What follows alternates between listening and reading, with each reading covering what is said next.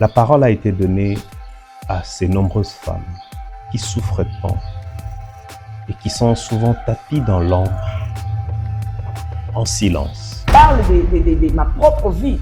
C'est tout simplement pour faire voir aux gens qu'il y a quelque chose qui embête, qui met les gens dans des conditions où ils ne peuvent pas vivre heureux, qu'il y a des couples aujourd'hui qui ne comprennent pas, l'homme ne comprend pas, la belle famille s'en mêle, tout ça là.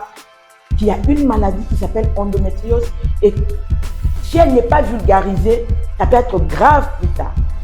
L'endométriose ne concerne pas que ces femmes qui souffrent, mais concerne toute la communauté.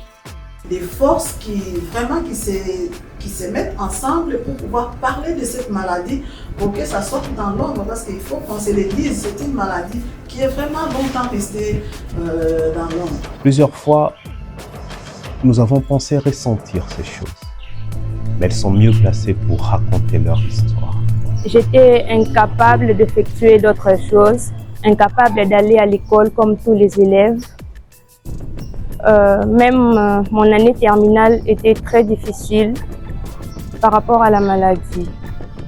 Nous avions un seul professeur qui enseignait la gynécobstétrique, M. Émilisé. L'endométriose était consacrée à une page qui dit l'endométriose est une maladie rare à la race noire. Pour penser à l'endométriose, à partir de la formation que nous avions, c'était quelque chose d'aléatoire. Des soutiens des autres personnes, non, je n'ai pas réussi pour la simple raison que je n'ai pas parlé de ma maladie. Je n'ai pas parlé parce que je me suis enfermée sur moi-même. Donc par exemple avec maman Sarah, ce qui s'est passé, c'est que déjà j'avais l'idée, je vais parler d'une femme qui a l'endométriose, qui a des douleurs, qui souffre, mais après cette endométriose-là a causé une infertilité.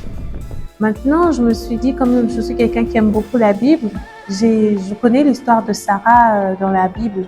Donc, je me suis dit, et si alors c'était ça? On dit toujours, le combat qu'on n'a pas gagné, c'est celui qu'on n'a pas livré. Nous savons que c'est un problème. Nous devons les soulager leur douleur, de les amener à avoir des enfants, à se référer à ces médecins-là, et puis pas entre les mains de n'importe qui vous feront peut-être perdre du temps. Et le temps là, c'est un temps précieux pour pouvoir prendre en charge la maladie au moment où il n'a pas encore eu beaucoup de complications.